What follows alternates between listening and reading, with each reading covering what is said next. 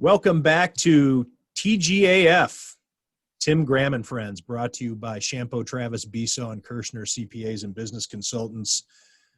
We have a fun show for you today. We're going to be joined by Bills right guard Jon Feliciano. I think it's his first interview since the end of last season. He had the torn rotator cuff at the end of the season, had the off-season surgery, and then the torn pectoral muscle in July, and has been kind of off limits to reporters. So he stops by and gives us an update on where he is with his recovery. And Gene Kershner, horse racing reporter for the Buffalo News, in a unique position. He's going to be covering the Preakness on Sunday, and he is the only journalist outside of the one guy in the horse racing industry. He's the only journalist in the country, in the world, who's going to be covering all three Triple Crown races and also the Breeders' Cup this year. So he's been on the scene, and he's going to give us a breakdown of the Preakness. And, of course, we're going to be joined by Joel Staniszewski on the line from Vegas to give us a gambler's eye view of Bills at Raiders on Sunday. I'm joined here by Matthew Fairburn and Jonah Bronsteain, my two favorite Fs in the TGAF pantheon. Guys, let's stay right there with the Bills. 3-0. Some weird stuff going on in Tennessee. Maybe we can talk about that a little bit. We'll get into that with Jon Feliciano also. But the Bills going on the road to face Las Vegas, and then maybe a bye, an unintentional bye next week. What are your thoughts? Yeah, it could get a little weird here. All of a sudden, everybody thought the NFL was chugging along and everything was going fine. And as we've seen in other sports, it really only takes one, team or one player, one person, one staff member to get this thing to cause some chaos. So, the Titans and Steelers won't play this weekend. If they can get things sorted out, the Bills have to go down there, which, has to cause you a little bit of anxiety, going to that stadium. And, but right now they're focused on the Raiders, who are at an event this week not wearing masks indoors. So, even more kind of COVID anxiety. It seemed like it was something that you could forget about for the first few weeks. Everything was fine. The daily testing was working. And it still is to a large degree. They have systems in place to handle when something happens like in Tennessee, but it felt like a reality check this week. Like, everybody's like, man, the NFL is just killing this thing. It's like, well, they're not, necessarily, haven't been faced with a challenge yet. So now this is the first, and we'll see how it all shakes out. But it's something that, as it works out, could very well impact the Bills in the short-term future. If it does shake out, it would benefit the Bills. If the Bills get through this game in Las Vegas this weekend and then get a bye week next week, that comes right before the Thursday night game against Kansas City, turns that from a short week to a long week in preparation for one of the biggest games on the schedule for the Bills this season. Because as scheduled, this is a tough 3-game stretch of back-to-back road weeks and short week to prepare for the Chiefs, the Super Bowl champions. Now you get that bye week in between. It changes the whole schedule dynamics there. Well, you bring up a good point, Jonah, because my thought was, maybe if the Titans can get back in the building Thursday or Friday, they push this game to Monday night. They can't, unless they push Bills Chiefs to Sunday.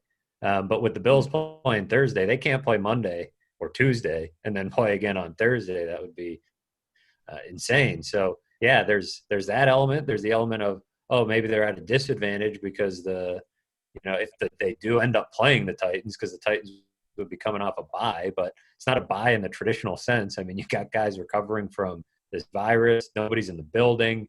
Guys aren't exactly relaxing this week. I'm sure it's been a bit of anxious week for a lot of people in that building. They get a little extra time to prepare, but who knows when they can get back on the field. So as far as advantage, disadvantage, I think it remains to be seen. There's a lot up in the air in the next, 5-6 days. Yeah, and just earlier this week, there was a lot of discussion around Western New York about whether or not the governor was going to allow fans to be in the stadium for Bills games. And, well, he said not in unforeseen or not in the foreseeable future was the phrase that was used, which seemed ominous to me. If they not for the foreseeable future gives me the idea that there's no plan in place in which there is a criteria to meet, that they're still finding their way.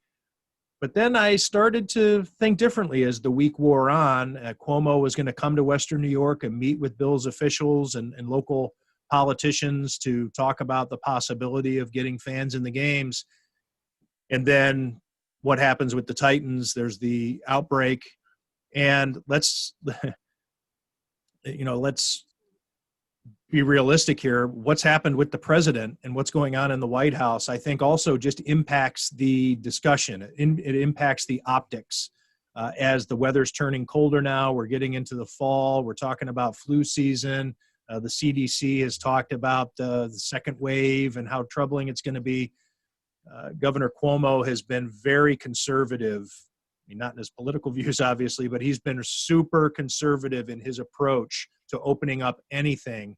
So now that we have these high-profile reminders that everybody is vulnerable, no matter how careful you can be, even if you're the president of the United States, you are not impervious to this virus. Even if you are an NFL team that is doing everything it possibly can to combat this virus, you're not impervious. So the idea of putting fans in the stands, and with the reputation that Bills fans have too. I mean, that's imagery that's going to be in Cuomo's mind probably as he's saying, do I want to let these Bills fans gather in large numbers? And I'm sure he has an opinion as to how Bills fans act when they get in a crowd.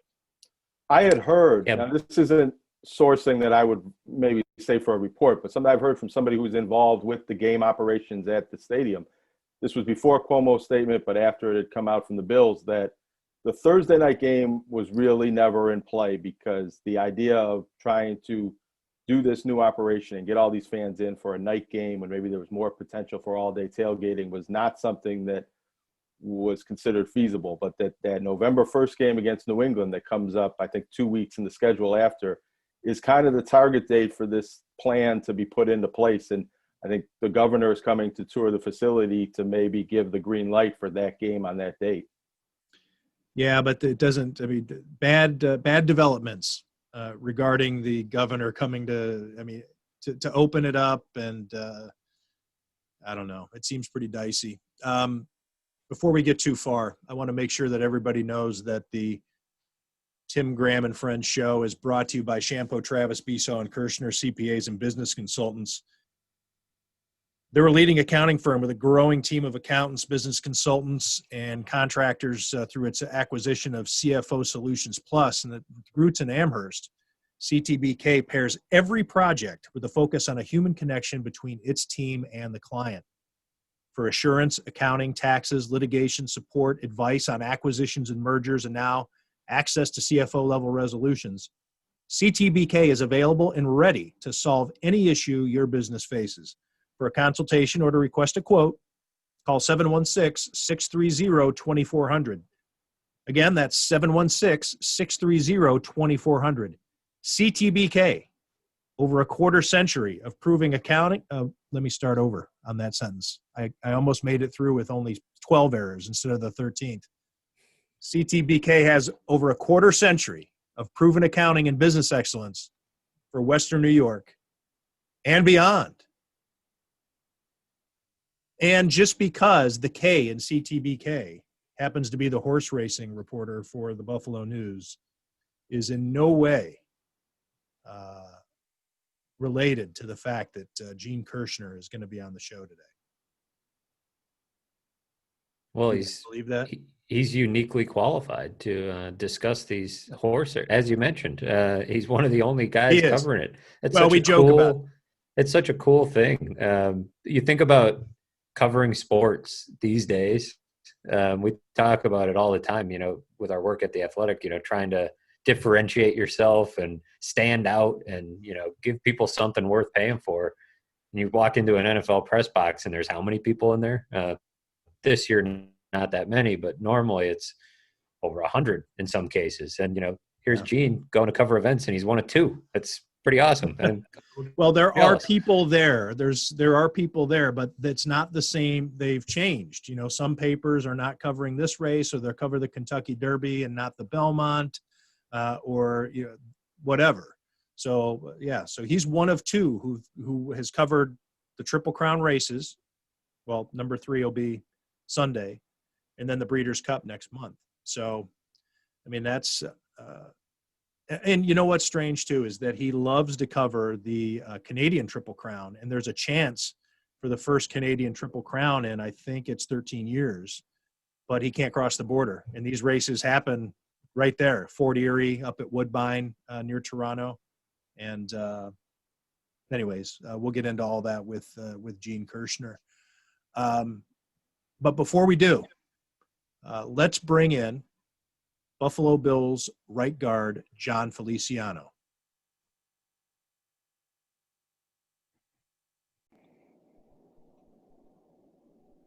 Joining us now on TGAF, brought to you by CTBK, CPAs and business consultants. That is too many letters. We're going to have to figure out a way to do it. But TGAF, Tim Graham and friends, here with Matthew Fairburn, also the Athletic, being joined by Buffalo Bills right guard Jon Feliciano. You look happy there. The way that camera's positioned, you got like a little Buddha look going. Yeah, I'm chilling, man. I'm about to lace up and play some games. It's a good Friday. Fridays are the best days. I know you're a huge gamer, and you tie in some of your charities to your gaming, and we'll get into your charities here briefly. But what are you playing these days? What's taking up your time? Because I know you got a lot to kill. Yeah, right now, not too much. Just right now, Call of Duty is probably my number one game. Whenever the kids take a nap, I can get on for a little bit, and before my wife rips my heads off. What do you have a review on Red Dead Redemption 2? Are you a big player of that? Because that's my game. In the start of the quarantine, that was, I know it's a couple years old, but I got into it and I burned a lot of hours on that. I didn't like it because of the button layout, which I know I can probably switch, but I did not give it a chance. I'm sorry. It looks good. It's beautiful. I like the graphics are great. It is. It's like watching a Western. I won't bore you with it then. Nobody needs No. I know about it. I know my buddies play it. I've played it. I played the first one a lot. I'm not offended. I like that you played it. Yeah. Oh, I'm a degenerate when it comes to video games. I go through long periods. So when MLB The Show comes out in the spring, I spend hundreds of dollars on it, building up my team, and my son plays it too. So it's a thing that we do together. He's only 14, and it's, to me, video games is what baseball and football cards used to be for me. So when my wife gets upset that he's spending too much time on these video games, he's building teams, he's building rosters, he's a general manager, he's working salary caps. Yeah, he's getting life skills. I agree with that. I mean, maybe I'm rationalizing it, but yeah, I think it's fun. It's how he's studying the stats. He learns how to build a batting order, all that stuff. And then the same thing with Madden. But so I spend way too much money for a man my age on video games. So John, people want to know, how's the pec doing? Where are you in your recovery? How's it been coming along? The pec was honestly the worst injury I've ever personally had. Definitely the most painful. But the rehab, we've been attacking it for the last, it happened today's 9 weeks ago. Today I had surgery. Feeling good. Hopefully I can get out there and start practicing here soon. Hopefully in the next week or two. And then it's going to be tricky because, I haven't played football since January. and it's going to take a little bit. We'll get a couple of weeks of practicing probably, but I'm excited, man. I'm excited. Our team's doing good. We're doing great. Hopefully, we got a big game this week against Oakland, which really unfortunate that I'm missing. But yeah, I'm trying to stay positive. How has the rotator cuff factored into it? You had to have surgery on that right after the season, and did that impact or induce this the pec injury, do you think? No, it's on the other side, but my rotator cuff, man, that was honestly, it was pretty cake. I mean, a lot of people said it was going to be real tough, and I kind of killed that, and I came in ready. It was just a freak thing, man. It was unfortunate. How did it happen? Benching. I was on my last rep, on my last set, on the first day. Was it the type of thing that if it didn't happen right then and there, it would have happened at some other point? Maybe when you're lifting the next time or down the road?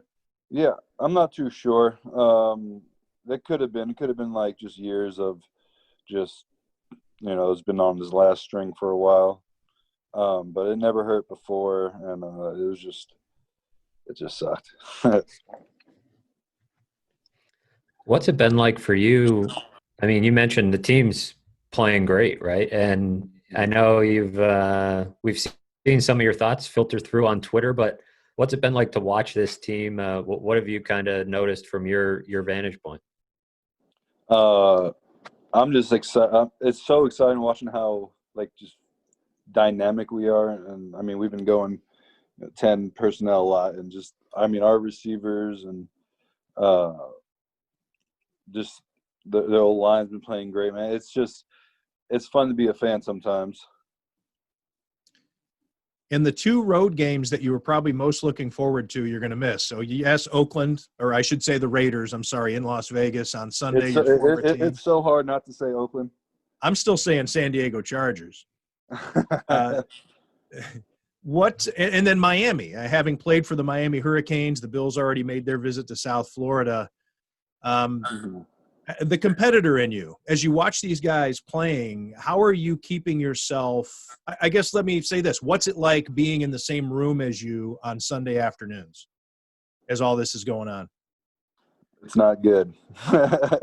Saturdays and Sundays are I feel bad for my wife and some of the trainers when we are at home games, like on Saturdays and Sundays.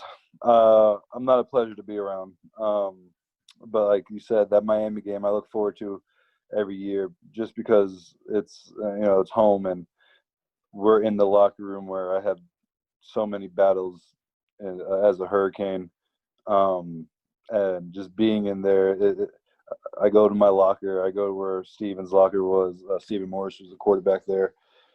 The bathrooms. They did do some updates. I appreciate y'all. But you visit the bathrooms. You have some fond memories in the bathrooms there, do you? Yeah, man. Of course. Blow it up before the game. How do things look? What's the prognosis for your return? We haven't heard many updates. Yeah, I think in the next couple of weeks here, probably week or two, hopefully they'll let me start, moving around a little bit, start practicing, and then we'll take it from there. I mean, I feel good. I feel great. I feel like I'm confident that it's gonna turn over quick, but we'll see. Hopefully in the next few weeks. How has everything going on with all these restrictions in place with COVID? How has that impacted your rehab? The rehab, you're getting it done, but just from a standpoint of how often you can be around your teammates and the connection, I guess, that you're missing out on. Yeah, well, even with my rotator cuff, I had surgery in February, and I was supposed to fly back to Buffalo, but then COVID happened, and I wasn't like I wasn't, you know, everyone thought everyone would be out here dying left and right. So I was like, man, I'm not gonna be flying. My wife was pregnant. You know, I have a daughter, and we kind of just like boarded up and stood in the house.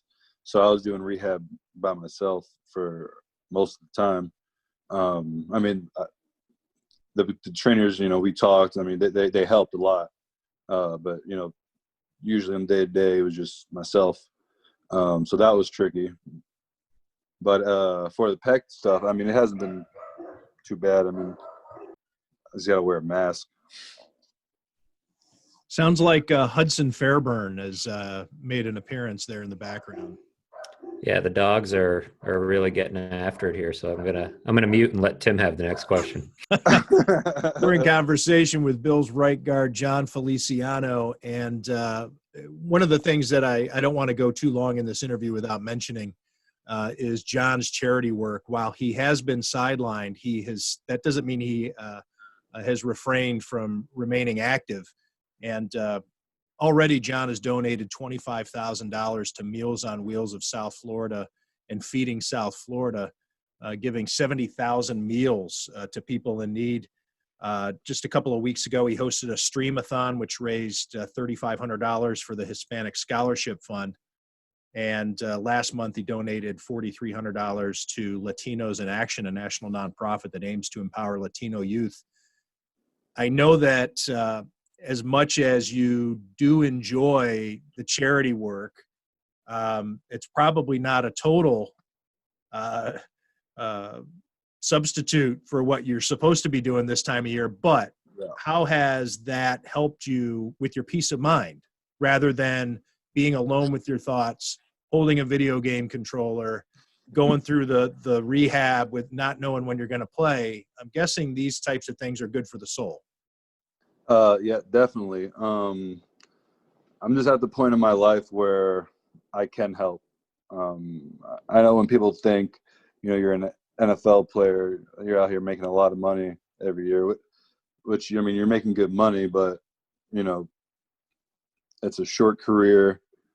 It's not really until your second contract, if you're not like a first round guy, second round dude, that you can, you know, start thinking about helping others. I'm just at the point in my life where, you know, I'm all right, and I just wanted to do some good, and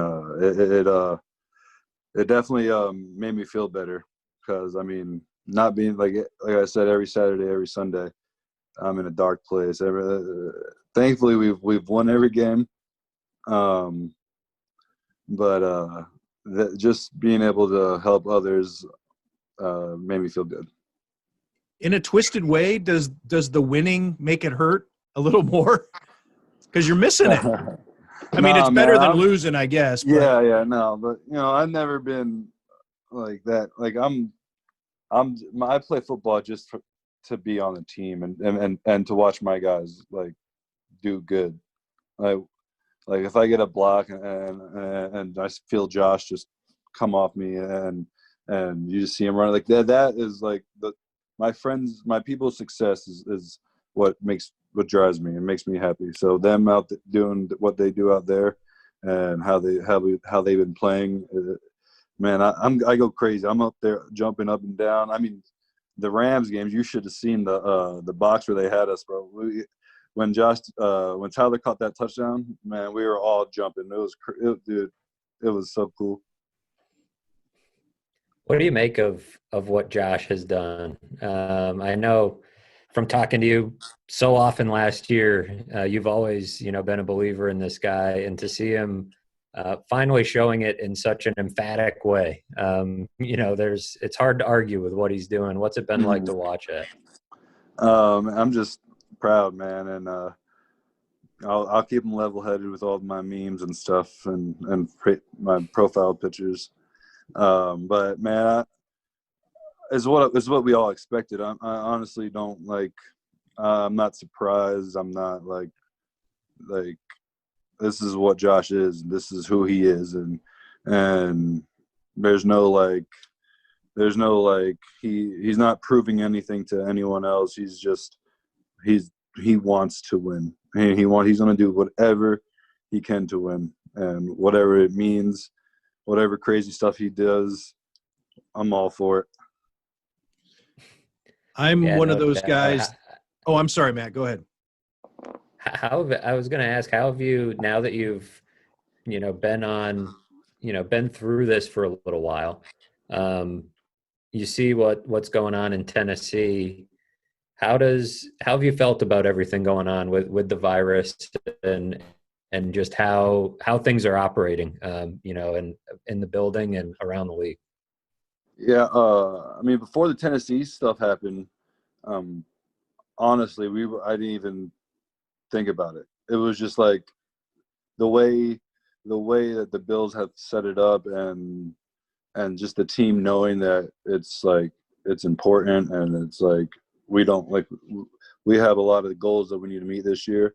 Like everyone's just been maxed up, and washing their hands, and it's honestly, it was just feeling like it was regular. So to see the Tennessee stuff happen is like, it's crazy. It's unfortunate.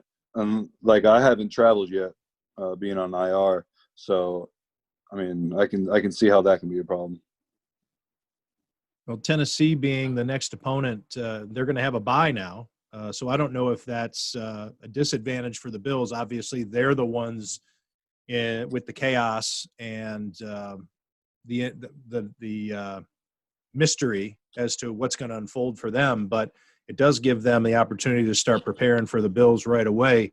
Do you view that as an advantage for them heading into the next game? Not really. First and foremost, as a player, I feel like that sucks. Like that's horrible to have week 4 bye week. The later the bye week, the better, I feel like. And it's so early in the season. I know the coaches usually like to go through and study their own stuff and see, what they're good at, what they're bad at. And I feel like only having 3 games, I mean, that's not really, you're not gonna be able to do much like that. So I don't think it gives them much advantage. I think it's mainly a disadvantage. I can't let you go without asking you about the offensive line play. And I'm the first one to admit whenever I have someone on who either plays offensive line or coaches it, and I like to admit this because I would love for more people to admit it. I don't know what I'm looking at on offensive and a lot of defensive line play. Mm-hmm. A lot of people like to pretend that they do, like they know who gave up the sack. They don't understand the footwork of it. I never played the position. So I would like for you to put into your words, and for a lot of people out there who are curious, what you have seen, if you can put it in layman's terms, that this offensive line has been doing through 3 weeks. If I'm watching the game, when I'm watching the game, and my wife asked me after the game on Sunday, "Oh, how'd the O-line do?" No idea. You cannot. I'm watching from the box, and I can't see anyone's footwork. I can't see, you can't, I had to you had to watch the film to see if you played, if the O-line played good or bad. It's so hard. You can't see anything up there. I mean, you can see the bad. You can see, okay, Aaron Donald got a sack. You can see who, or you can probably see who gave, most of the time you can probably see the line turned one way. There's a man side, and that guy got a sack. But you don't know what the assignments are, who may be missing the assignment, what play was called. Yeah, it's so hard. It's there's no way. So what have you seen? What do you like what you've seen so far? I mean, from watching the film, I mean, I like the way we're playing. We've been just our pass protection, I feel like, has been good. I mean, Aaron Donald did Aaron Donald things, but I mean, that guy's he's going to be a Hall of Famer. I like the way Brian's playing right now. Brian is I didn't know me and him were so much alike before. He's a dog out there, and I love what he brings. Mitch is Mitch out there being Mitch. Mitch is the probably one of the best centers. Probably the best center that can pull. He's pretty quick. And sometimes I'm like, dude, calm down. You make me look bad, buddy.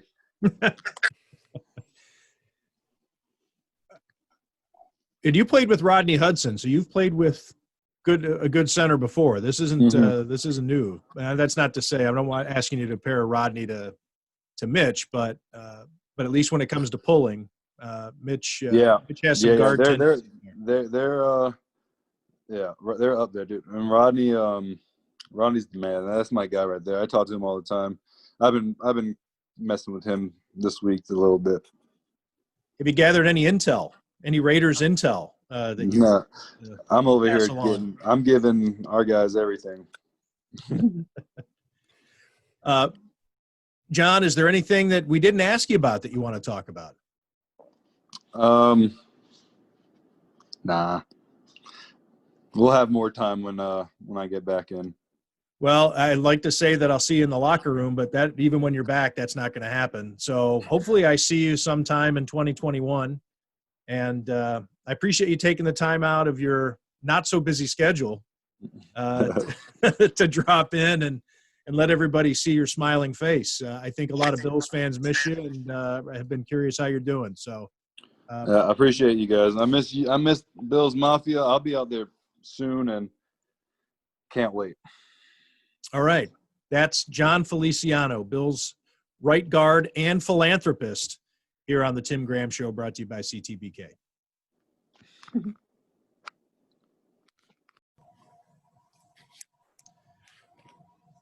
And next on Tim Graham and Friends, brought to you by CTBK, it is Buffalo News horse racing writer and the K of CTBK, Gene Kershner, joining us here on the show. Gene, before we get into the Preakness Stakes, which take place Saturday, what I think in an unfortunate situation with COVID and the inability of a lot of fans and media to attend these races this year, which have been rescheduled and moved around quite a bit, you are unique in that, I mean, correct me if I'm wrong, but you are the only journalist to cover all three legs of the Triple Crown, and then the Breeders' Cup is next month, and you're going to cover that too. So you're the only one, right, in the world who's covering all these races for the Buffalo News. From a newspaper standpoint, yes. I believe there may be one other gentleman who's in the trade that works for the NTRA and does some freelance work for the Blood Horse, Bob Ehalt. So I saw him yesterday. So he looks like the two of us are probably the only two that made all three, and we both were at the Travers. So it is from a newspaper standpoint, I think I'm the only guy that made all three of the Triple Crowns plus the Travers, which oddly, with this year's COVID-19 was run, before the Derby. Well, how do you view that, Gene? Because it is sad in a way. I mean, it's a badge of honor that you have the credentials and that, these races want you there to cover it. And I'm sure there are a lot of people who would love to cover these races and they're not getting approved and what have you. So it's nice, and yet there's some of the reasons behind it too probably are sad for you. Yeah, a little bit. It's always nice to see my colleagues around the country and talk Buffalo and the Bills and those types of things. But I was just fortunate. This one was a little tricky because I needed a COVID test, a negative 72 hours beforehand. And in New York State, as you know, that's not an easy task to have done. So using the K and CTBK, I called on one of my clients who has a lab in New Jersey, and they took care of me with some rapid results. So I was able to make the 72-hour deadline. But yeah, it's been different. I mean, they've reduced the media to about 25% in each one of the races, and I'm really fortunate that I was invited to each one. I'm glad you had time to join us on the show here because it's an interesting story just on that alone, that you are that reporter and you say one other guy, but when you're in the trades, that's an asterisk next to that because that's he's plugged in and he's supposed to be there. He's in the inner workings, or he's in the It's in the club. Yeah, well, certainly. But you're in the club too, because you are super sourced, and just because you're covering horse racing out of Buffalo, I like to think it was back when I was covering boxing for the Buffalo News. People were saying, so Buffalo's got a boxing reporter, big deal. But when you're connected, and the coverage is fantastic. But let's localize it real quick before we get to the Preakness. Something very interesting happened on Tuesday at the Prince of Wales Stakes in Fort Erie. There is a Canadian Triple Crown in play, and I guess how do you view the possibility of that? I think this horse has a really good chance. His name is Mighty Heart, and he's a son of Dramedy, who's a horse that won the Elkhorn at Keeneland on the turf. And the interesting thing about the Canadian Triple Crown is it's run on 3 different surfaces, unlike the American Triple Crown, which is solely run on dirt. The first leg, the Queen's Plate, is run up at Woodbine on the Tapeta, which is a synthetic surface, and then they come down to across the Peace Bridge to Fort Erie to run on the dirt at the Preakness distance, 1 mile and 3/16, and then they go back to Woodbine and run on the turf for the third leg. So this horse is won on the synthetic now, and then won on the dirt last week in a valiant effort, coming from a hot pace. He was 3rd or 4th behind the leaders, and another horse that was very highly regarded, Clayton, came around and made an early move and looked like he was a 1 to 5 shot at the quarter pole. But Mighty Heart has a lot of heart and only one eye. Who lost his eye as a foal in an accident in his early stages of his life, and he came storming by Clayton and won by 2.5 lengths. And they haven't had a Triple Crown winner up in Canada since 2003, and they haven't even had a horse that's won the first 2 legs since then. It's so hard to do the synthetic to the dirt transition. And not a lot of horses can do that. But if they can win on synthetic, typically because of the give in the track, I mean, they do well on the turf. But transitioning to dirt sometimes is not so easy, and a lot of horses skip the second leg. And you just made a mention there, Gene, of one of my pet peeves. And what great timing, because the NFL is entering week 4 of 16 games. And you just made reference to the quarter pole. The quarter pole, everybody, means there's a quarter of the race, a quarter of a mile left. Not you're a quarter into it. There's a quarter remaining. So wait until your team has played 12 games. 12 games, and then you can say they're at the quarter pole. Yeah, you'll see it. All these writers are going to be talking about their awards at the quarter pole next week. So Yep, totally wrong. I have the same pet peeve only because I'm a racing guy. So we're in conversation here with Gene Kershner, a Buffalo News horse racing writer, and the K in CTBK, CPAs and business consultants, title sponsor of the Tim Graham Show for a 2nd straight year. And my thanks to you and the guys for helping to make this happen. Lest anyone were to think that this is a patronizing interview, we do have real business to discuss. The Preakness Stakes on Saturday. Bob Baffert going for his 8th victory at the Preakness. Authentic won the Kentucky Derby. That's his horse. He has another horse, too, that is intriguing because it was entered in the Kentucky Derby but didn't run. So I guess that's my way to tee you up there, Gene. I know that Authentic is the favorite. Let's take it from there. What are your thoughts there? Yeah, just a mention on his other horse, 1,000 Words. The reason he didn't run in the Derby is he flipped in the paddock. He's an excitable horse, and he even though there wasn't the 20,000 people standing around the paddock, there was still quite a bit, in the flashes of the cameras, the photographers, because the photo media was still there. He flipped over right on the assistant trainer, Jimmy Barnes, who actually broke his wrist.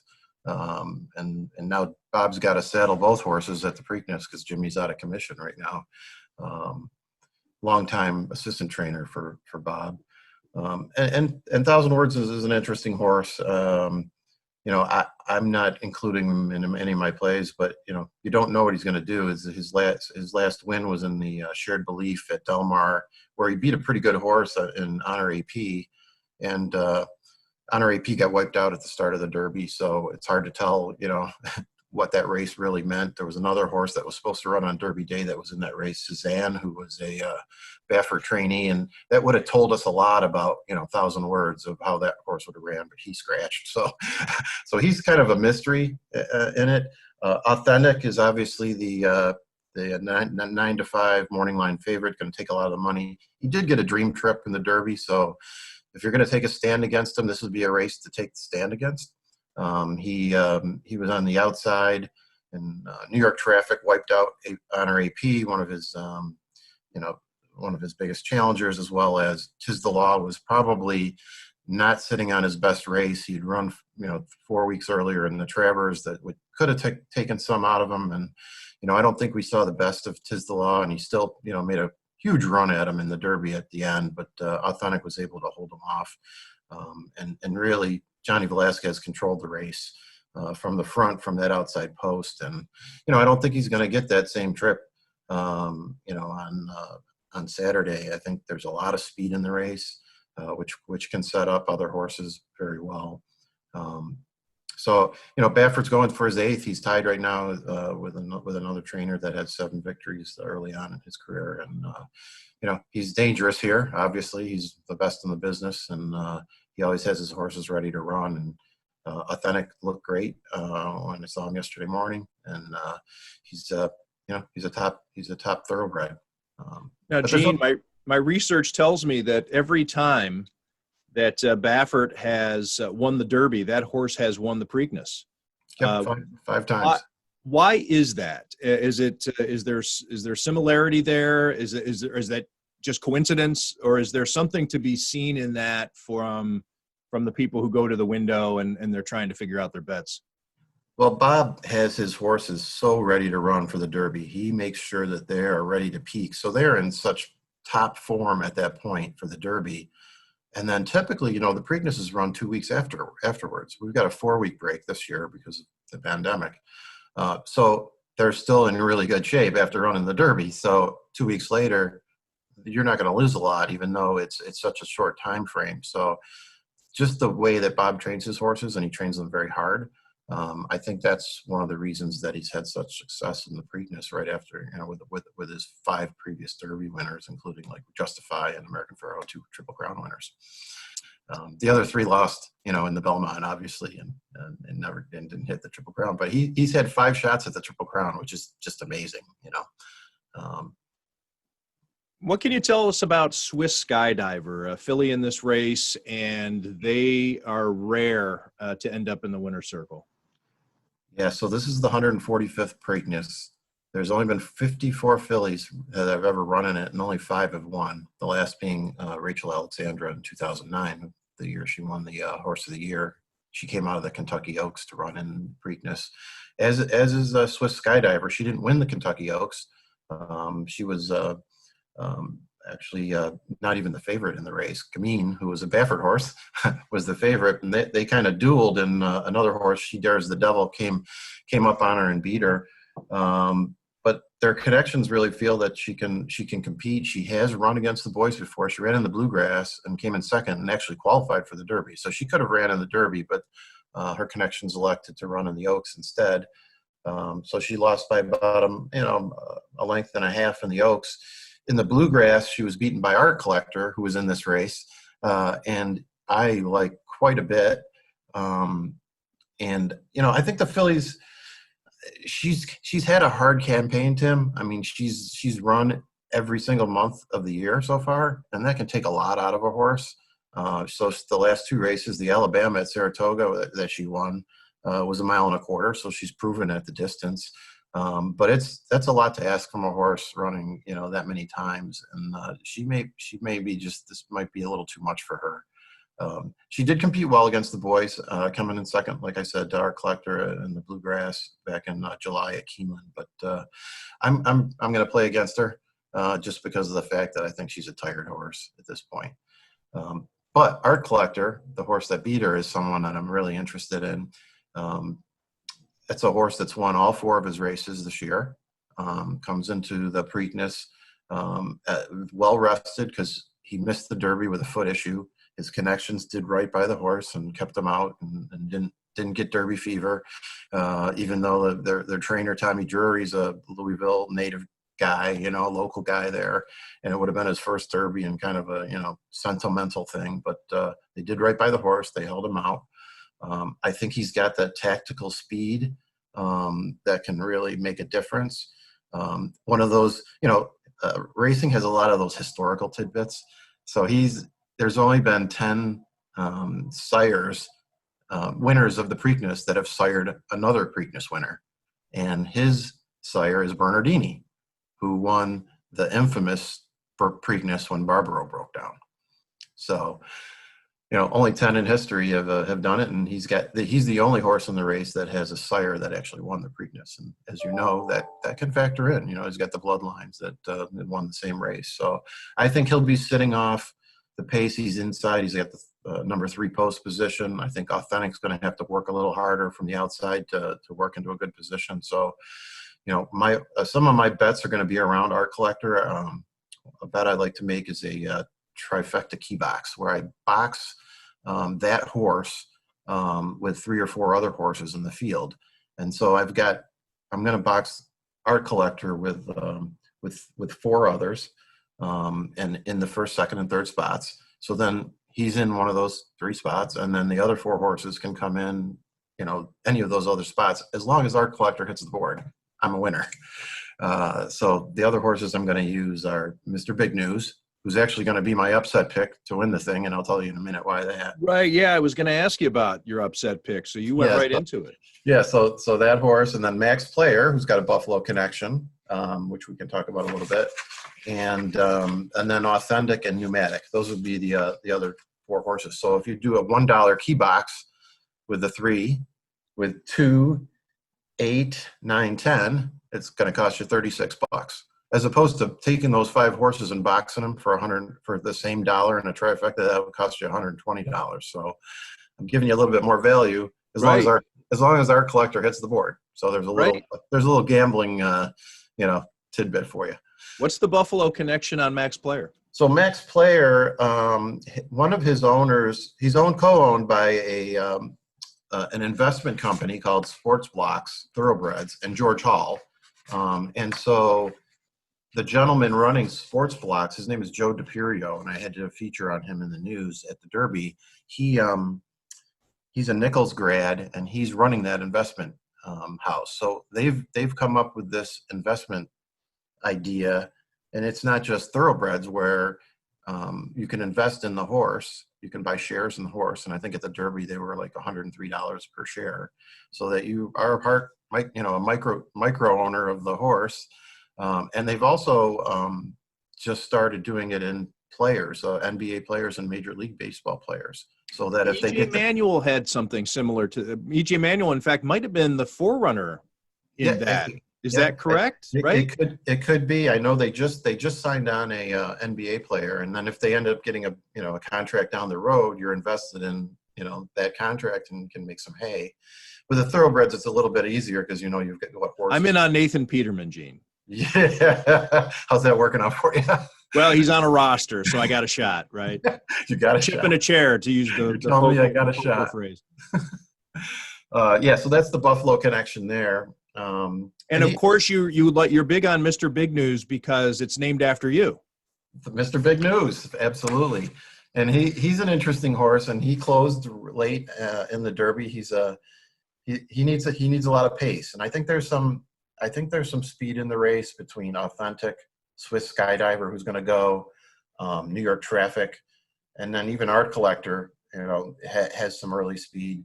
So if the race falls apart, and this can happen, if there's hot early fractions and there's dueling going up front in the race, the big closers can come from behind. And he's 12-1.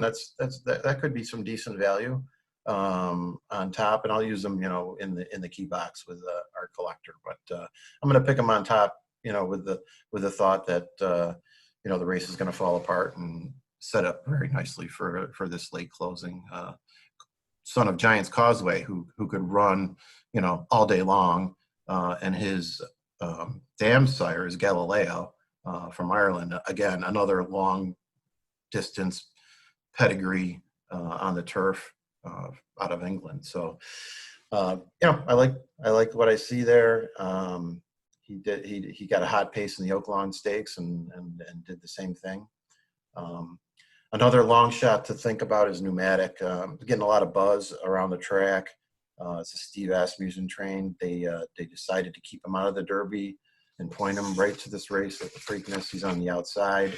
I heard a podcast this morning with his jockey, Joe Bravo, who said he told Johnny Velasquez, who's right outside of, who's on Authentic, that he's going to grab that tail of Authentic and just kind of ride alongside of him. That sounds illegal, Jim. Yeah, it's probably illegal, but it was a fun little tidbit to listen to. So it's an intriguing race. It's a lot could happen. If there's no pace and Authentic goes out, you could take them right around like a merry-go-round, and that'll be that. And I wouldn't be surprised if that happens. So it's shaping up to be a good race. It's going to be a nice day, 67 degrees. You can't ask for better weather than that. It's weird being here in October, but yeah, you do what you got to do, I guess. Weather's very important, especially, and we don't need to explain that to Western New Yorkers this time of year. And in the Northeast, who knows what you're going to get? But it's the forecast. I think on Friday, you're pretty. We're starting to settle into a good forecast, or at least having an idea. A couple more before I let you go, Gene. I know you got to get out to the paddock and sniff around a little bit more for your preview. I've always wondered from somebody in the horse journalism business. So every time I watch NBC Sports coverage of horse racing and I hear the name Randy Moss, I stop and think for a second, oh, that's right. There's a Randy Moss who's a horse racing analyst for NBC. When you hear Randy Moss, the football player, do you stop and think, oh, what's the horse racing guy doing on Monday Night Football? Yeah, of course, because he's and Randy Moss, the racing analyst, and he does do some NFL too. But yeah, he does. He used to be on NFL Network, in fact, maybe 10 years or so ago.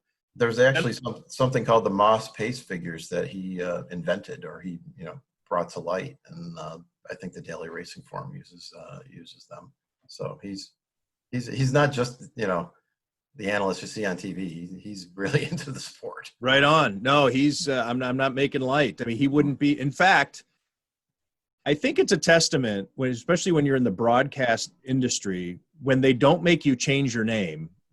Like there's that would be like some silly reason to get rid of a guy. It's like they keep confusing you with the Randy Moss, the football player, or they make you change your name. So many people in television, they use a pseudonym or a stage name, and they're like, "No, Randy, you keep your name, man. You're too prominent to change your name." I'm surprised they didn't make him, Randall. Right. Or use a middle name or a middle initial. Here's a guy who's got a pseudonym, Gene, and I was surprised to see this. So there was a 2018 profile of you by America's Best Racing, one of those Q&As that you did. And the question, let me phrase the question the right way, so that way nobody gets confused. Oh dear, I'm off my page here. Okay, so it's, favorite actor, favorite musician, philosophy on life. I love these Q&As. But it says, I'd like to have dinner with the following people outside of racing. Warren Buffett, okay, and at the time, owner of the Buffalo News, one of the richest men in the world. Larry David, I know you're a huge Curb Your Enthusiasm fan. Okay, that makes sense. And Kid Rock. What? Where does that come from? Did you have your kids fill this out, or what? My wife dragged me to one of his concerts, and he just kind of mesmerized me. Yeah, I think it'd be interesting to have dinner with him just to hear his philosophy on life. Of anybody in the world, you must have just gone to that concert. It must have been like recency bias. They call And it. yeah, any regrets if you had that interview to do over? I probably could have thought of somebody better than that. That's a good one, huh? Gene, thanks for doing this. I always love talking with you, and we'll do it. We'll come back on and talk about the Canadian Triple Crown. I mean, that's history, and that's also a weird thing, and we'll get into it next time. But to not be able to cover those races too, because you have covered those races for so long, and to have history right there on the other side of the border and not be able to go cover it while you're the only guy covering all these races in the United States is just adds another wrinkle to a it's been sad. Really weird year. 10 years in a row going up to Woodbine for the plate and over to the fort and the border oval for the Prince of Wales. It was kind of hard this year. I had to covering it from a long distance, but both media departments did a great job, and they still sent me my Queen's Plate shirt, so I was pretty happy about that. So got to have that swag, man. Got to get that merch. Absolutely. Hey, well, thanks Gene for having Kershner. Thanks for having me. Go ahead. Thanks. Any closing thoughts or any like last second bets? I think we I want to make sure that because that's why people are really tuning in.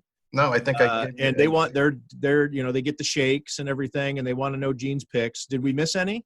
No, I think I gave you my my thoughts. You'll be able to see my top four, which were in my my trifecta play in the paper tomorrow. And just wanted to thank you again for the work you're doing for us at the firm and the branding. Really appreciate that. And I want to stop you right there, though, Gene. I am not touching anybody's tax returns. When you say the work I'm doing for the firm, I just want anybody out there listening who is a customer or would like to be a customer. Gene means on this show. He doesn't mean I get nowhere near your documents, as far as you know. Yep. You're ready. From the marketing. Well, thanks, Tim, and have a great weekend. All right, Gene. Thank you.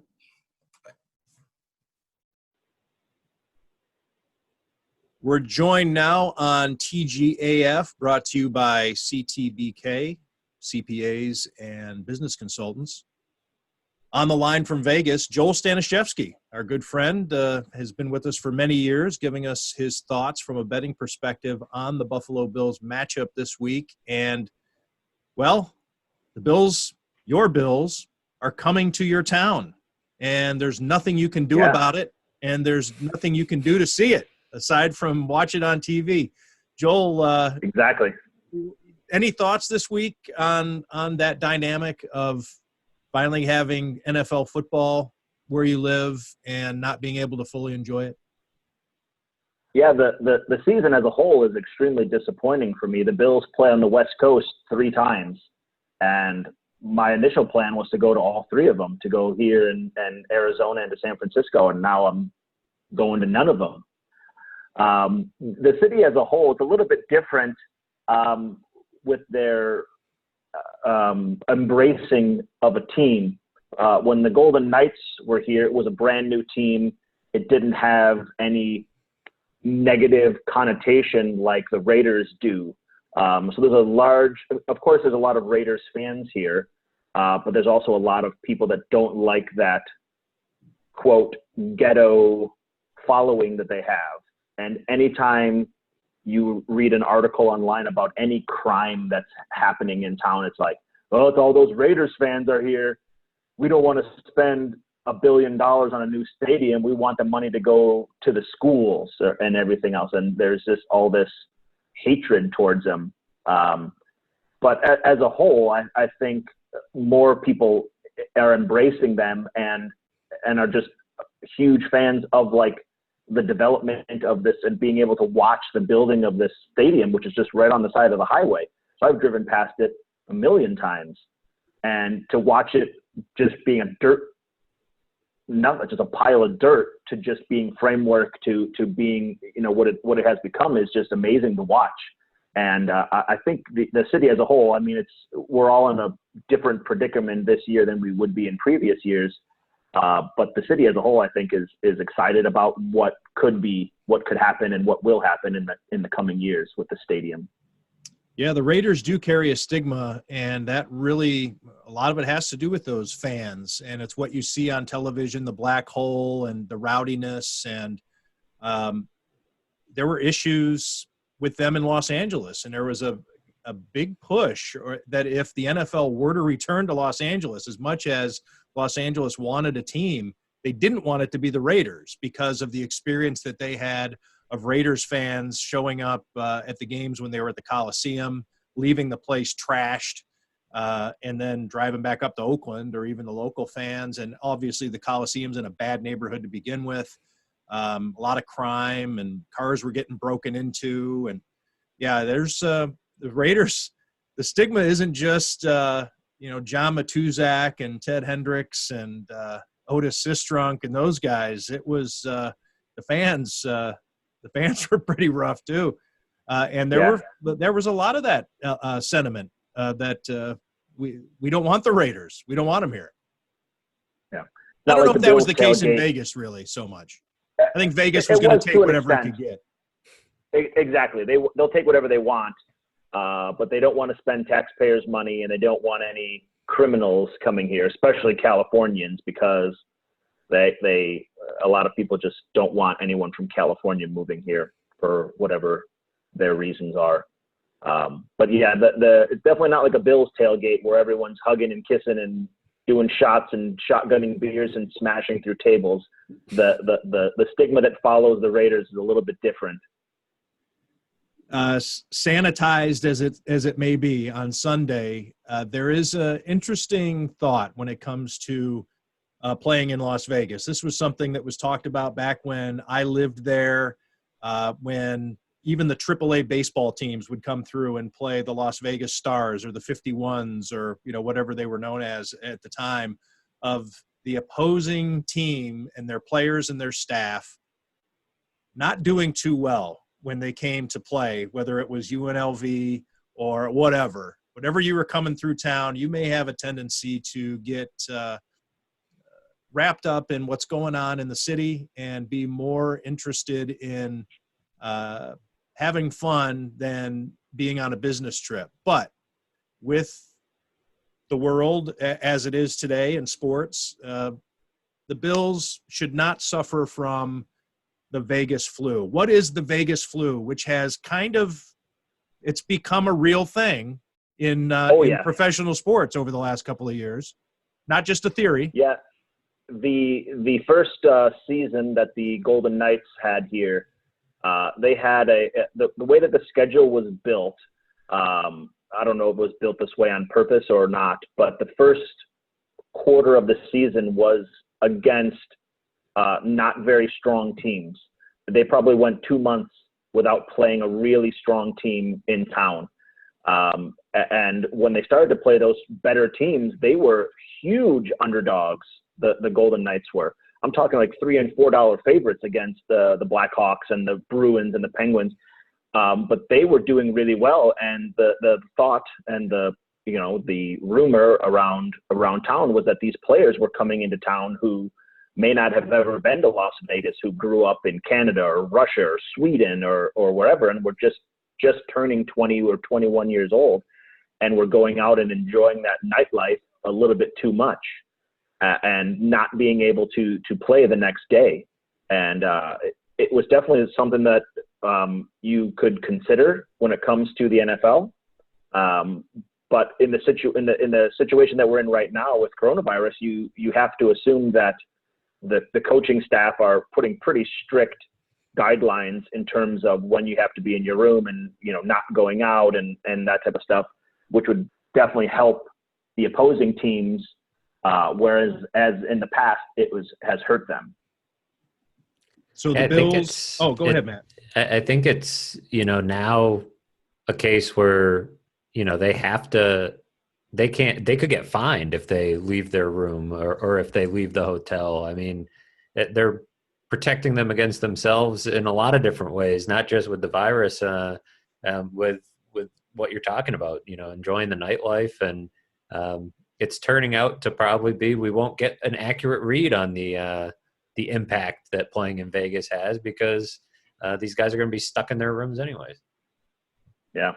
Totally big difference. And, you know, a rookie who grew up on the East Coast or in the South and went to college and maybe didn't grow up going on family vacations or going on any type of trips like that, this would be their first experience in Las Vegas. So when you fly into town and you see those lights coming down at the airport, like, it's an exciting thing. It's something that you've never really witnessed before until you've done it.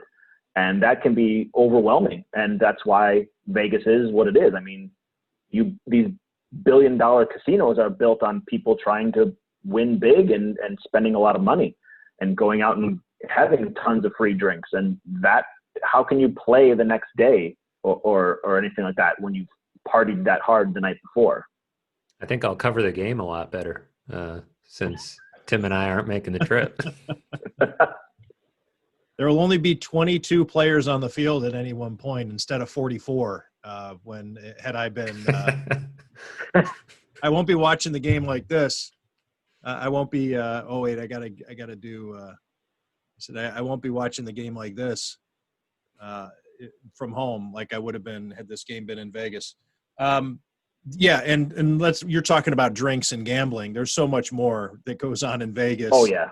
And you know, these guys, a good chunk of the plane is going to have a Jimmy leg going as they're in their descent, and you can look down and see that valley, and you know, especially if they're coming in and it's if the sun's going down, all the lights and everything. And when the plane lands and you feel that desert heat, and you look out on the horizon to your left, to your right, all around you, because of the Vegas being in a valley as it is, you can see all the casinos, pretty much no matter where you are. You can see them coming up over the skyline.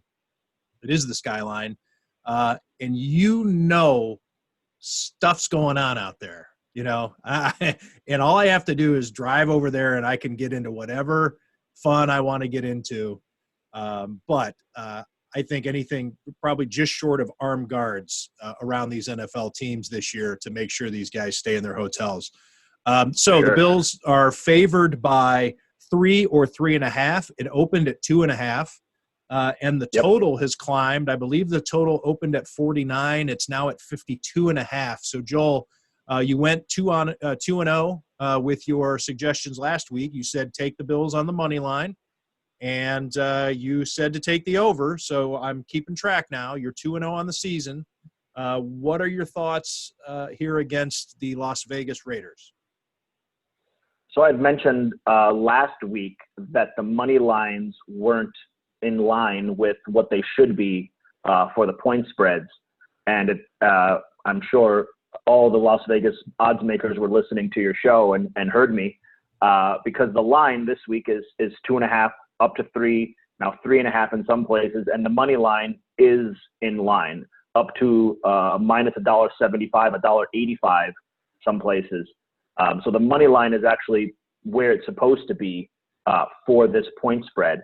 And I think we're at the point now where you're seeing books moving. I mean, going across 2.5 to 3 to 3.5 is a really big move in Las Vegas, with 3 being an extremely key number.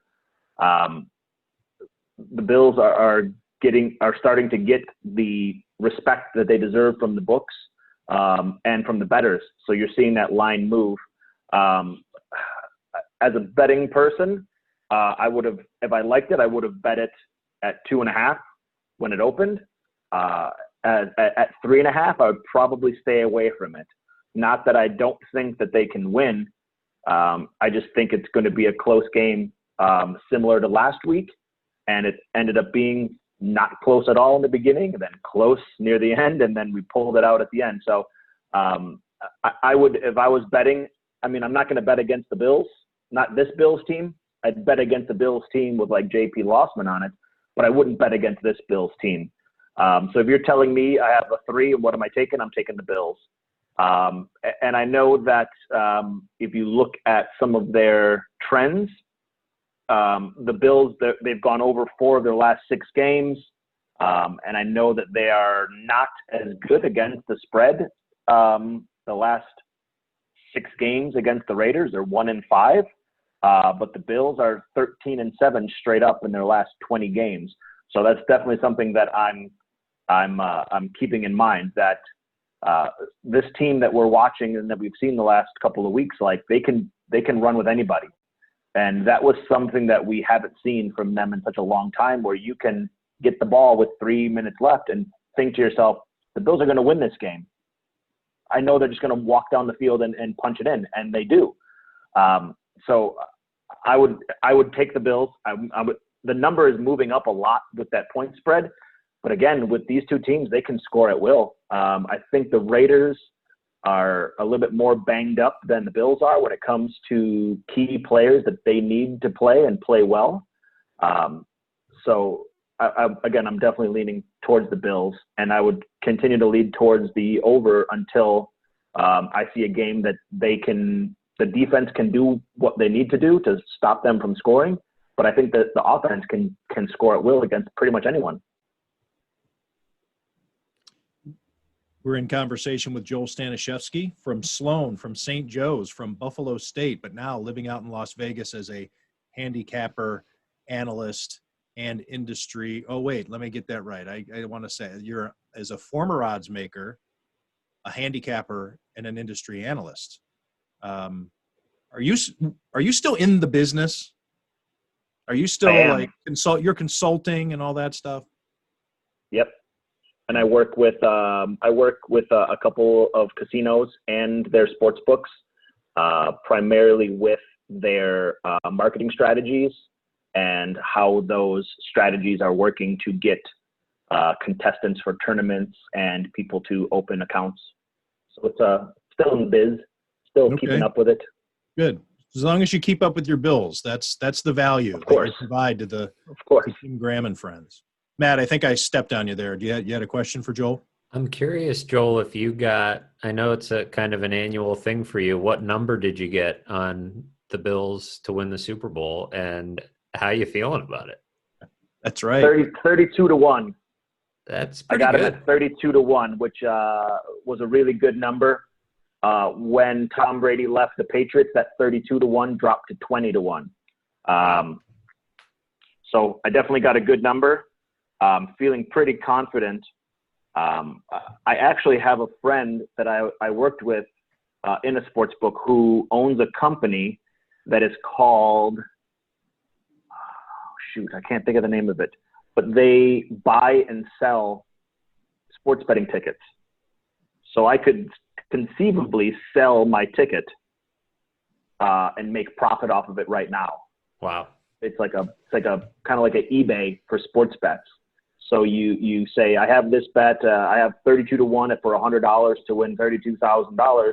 I'll sell it right now for $500, and people would buy it. See, Matt, this is what your brother could be doing. Right. Matt's brother is an actuary. So that's what an actuary does, right? You invest in the numbers, and that's what Joel's been doing his whole career. It's all about the numbers. A lot of people get emotionally invested. Joel is, though, a cross of the two, because we're able to get him to break down the numbers, but he can never disavow himself of being that Bills fan. So he's always got that aspect of it. Real quick, Joel, news this week, what's happened to the Tennessee Titans. That will be Buffalo's next opponent. The game is scheduled for Nashville in week 5.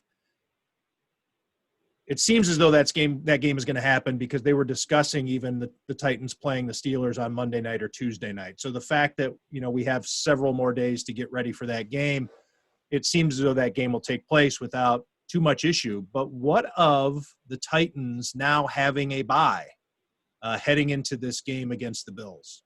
And maybe with the Bills getting ready, going into that game, knowing that they have to play the Chiefs, 4 nights later?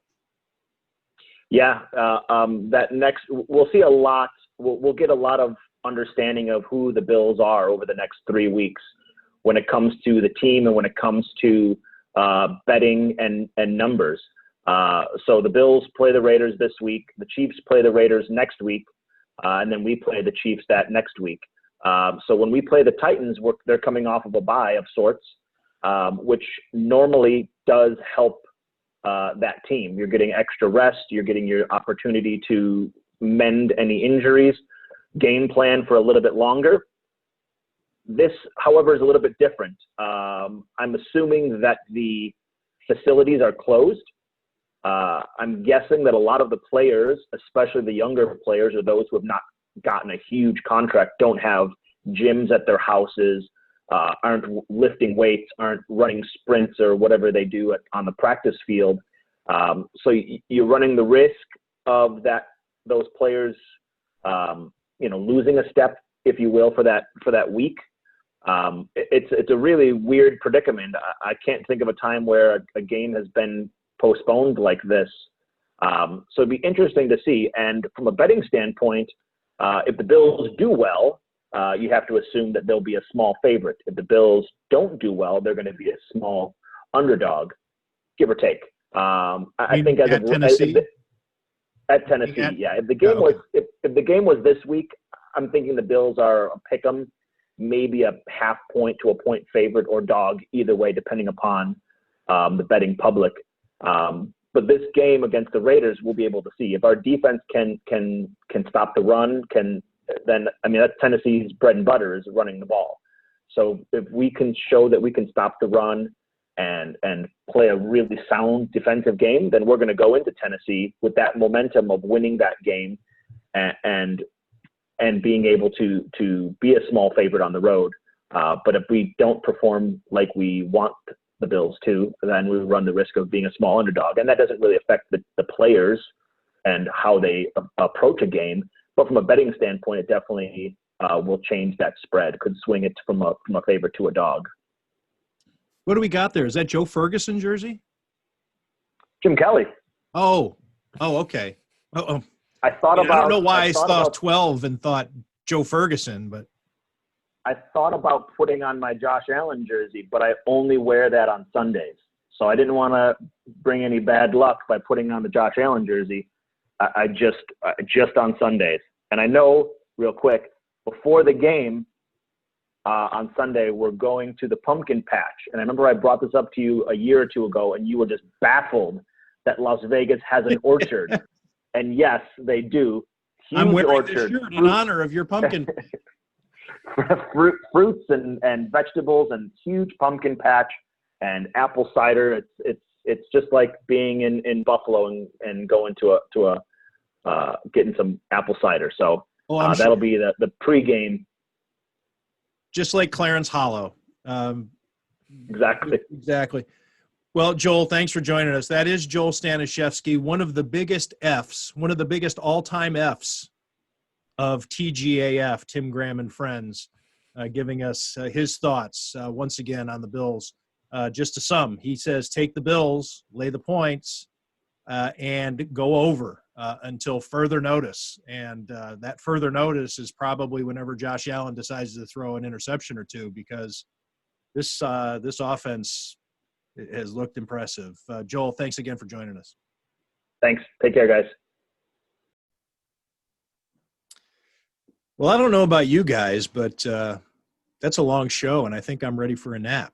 So let's end it right there. I want to thank Buffalo Bills right guard Jon Feliciano, Buffalo News horse racing writer Gene Kershner, and Joel Staniszewski, of course, on the line from Vegas, as always, here on TGAF, which is brought to you by Shampo, Travis, Besaw, and Kershner, CPAs and business consultants.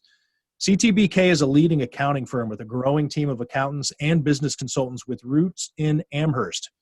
CTBK pairs every project with a focus on a human connection between its team and the client for assurance, accounting, taxes, litigation support, and advice on acquisitions and mergers. CTBK is available and ready to solve any issue your business faces. For a consultation or to request a quote, call 716-630-2400. Again, that's 716-630-2400. CTBK, over a quarter century of proven accounting and business excellence for Western New York and beyond. Guys, any closing thoughts for today's show? I think Joel is bold to have the over, but I'm with him. I'm with him this week. I think there's going to be lots of points scored in this Bills-Raiders game. You know, as I've gone on in the week, I've thought a little bit less of the Raiders. Yes, I know that they scored, I think it was 34 points in each of their first 2 games. But aside from the running backs, there's not – I mean, Waller, of course, the tight end is a concern, but there's not an array of weapons. And I don't know. I think this could be a bounce-back game for the Bills' defense. The Raiders looked like they were making Vegas a tough place to play in their first game. Everything's different now with no fans, but I feel like this, if the Bills can get to 4-0 with this win, this would be a very impressive road win in what could be a difficult environment. All right. There won't be any distractions out there in Vegas. They'll be locked in their hotel rooms. There will be Sean McDermott said he's never been to Vegas. Really? Which neither have I, but so who am I to judge? But he's, quite a bit older than I am. That's somewhat surprising, though. Vegas, for at least when I was out there in the mid to late 90s, was trying to make itself out to be a place to go for wrestling. And I mean amateur wrestling that Sean McDermott was involved in. And, I guess maybe he just didn't compete at that time. And maybe there were some backers there that were trying to have major tournaments there, bringing in the top collegiate wrestlers, the top international wrestlers and stuff. But not to have been to Vegas. I mean, he's in his 40s, right? He's late. He's like, 46, 47, somewhere in there. But knowing Sean McDermott the way we do, yeah. Vegas doesn't really seem like his scene. Not his way to blow off steam on the weekend, unless, to your point, there was a wrestling tournament to watch. He might. That's the only thing I could bring up as to why he might want to try it.